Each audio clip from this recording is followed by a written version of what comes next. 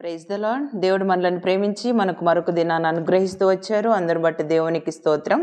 ఉదయకాలము దేవుని వాగ్దానం మత్తయి సువార్త 6వ అధ్యాయము 31, 32 వచనాలు. చింతింపకుడి, ఇవన్నీ మీకు కావాలియునని మీ తండ్రికి తెలియను. సో దేవుడు మనల్ని ప్రేమించి ఈ దినమంతటి కొరకై ఈ శ్రేష్టమైన ప్రశస్తమైన వాగ్దానాన్ని మనకు అనుగ్రహిస్తూ వచ్చారు. చింతింపకుడి, ఇవన్నీ మీకు కావాలియునని మీ తండ్రికి తెలియను. మనం చాలాసార్లు అనేకమైన వాటి కోసము చింతిస్తూ ఉంటాం. కానీ ఉదయకాలం దేవుడు మనకి వాగ్దానం చేస్తున్నాడు, చింతింపకుడి, ఇవన్నీ మీకు కావాలని మీ పరలోకపు తండ్రికి తెలియను. కాబట్టి మీరు ఆయన రాజ్యమును నీతిని మొదట వెదుకుడి, అప్పుడు అవన్నీ మీకు అనుగ్రహింపబడును అని దేవుని యొక్క వాక్యంలో ఈ మాటల్లో రాయబడుతూ వచ్చాయి. మనం చాలా సందర్భాల్లో దేవుని కంటే దేవుని వైపు చూడడానికి ముందుగా మనము వ్యక్తిగతంగా మనకి చాలా అవసరతలు ఏర్పడుతూ వచ్చినప్పుడు రకరకాల పరిస్థితులను బట్టి ఆలోచిస్తూ ఉంటాం, చింతిస్తూ ఉంటాం, బాధపడుతూ ఉంటాం. ఏమవుతుందో ఏమో పరిస్థితి అని కొన్నిసార్లు దిక్కుతోచినటువంటి స్థితిలో మనం ఉంటాం. అయితే దేవుని యొక్క వాక్యంలో ఈ విధంగా రాయబడుతూ వచ్చిందనమాట.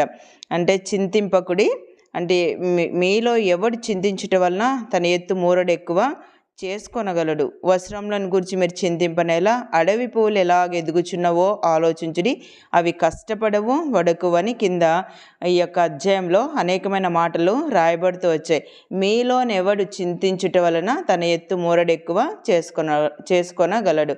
చాలా సందర్భాల్లో మనము అంటే మన నిత్య జీవిత అవసరతల కొరకై అనేక విషయాల్లో మనము ప్రయాసపడుతూ ఉంటాం, ఆలోచిస్తూ ఉంటాం, చింతిస్తూ ఉంటాం.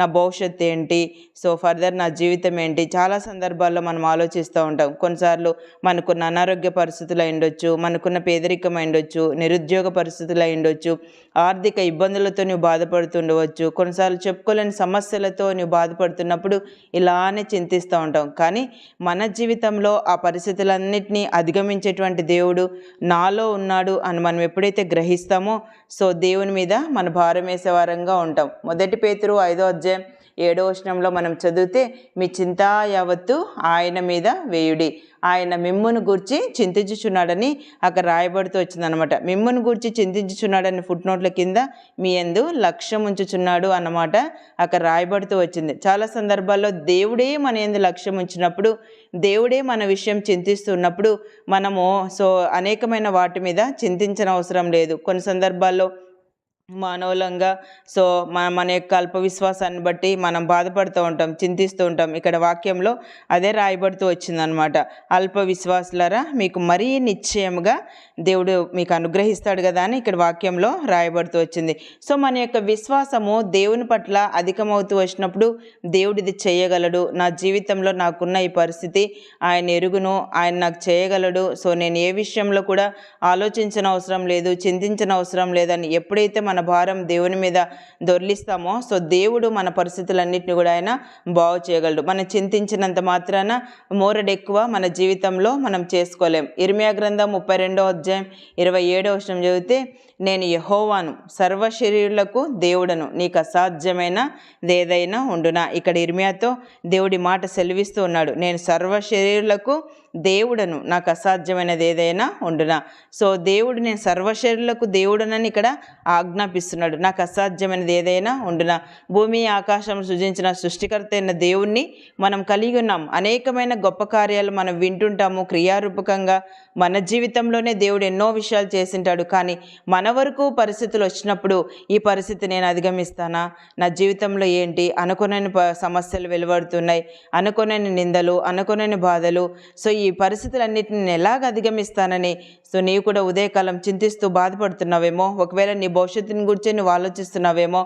దేవుడు ఉదయకాలం నీ జ్ఞాపకం చేస్తున్నాడు, నాకు అసాధ్యమైనది ఏదైనా ఉండునా. మన దేవునికి అసాధ్యమైనది ఏదియూ లేదని మనం నమ్ముతూ వచ్చినప్పుడు, గ్రహిస్తూ వచ్చినప్పుడు దేవుడు మన ద్వారా గొప్ప కార్యాలు జరిగించగలడు. ఉదయకాలం నిత్య జీవపు మాటలు వింటున్న మనందరికీ దేవుడు ఈ వాగ్దానాల ద్వారా మనకి రూఢిపరుస్తూ వచ్చాడు. దేవుని మీద విశ్వాసం ఉంచి ముందు కొనసాగినట్లుగా ప్రభు మనందరికీ సహాయం చేయనుగాక. ప్రార్థన చేసుకుందాం. ప్రియమైన తండ్రి, మీకు వందనాలు.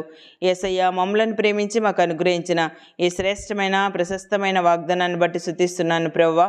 చింతింపకుడి, ఇవన్నీ మీకు కావాలినని మీ తండ్రికి తెలియనని మీరు వాగ్దానం చేస్తూ వచ్చారు. ఉదయకాలం నిత్యజీవపు మాటలు వింటున్న వారందరినీ కూడా మీరు జ్ఞాపకం చేసుకునండి. వారి జీవితాల్లో మీ యొక్క వాగ్దానం నెరవేర్చి సహాయపడుతూ రావాల్సిందిగా కోరుతూ యేసు ప్రభు నామమున ప్రార్థిస్తున్నాను తండ్రి. ఆమెన్.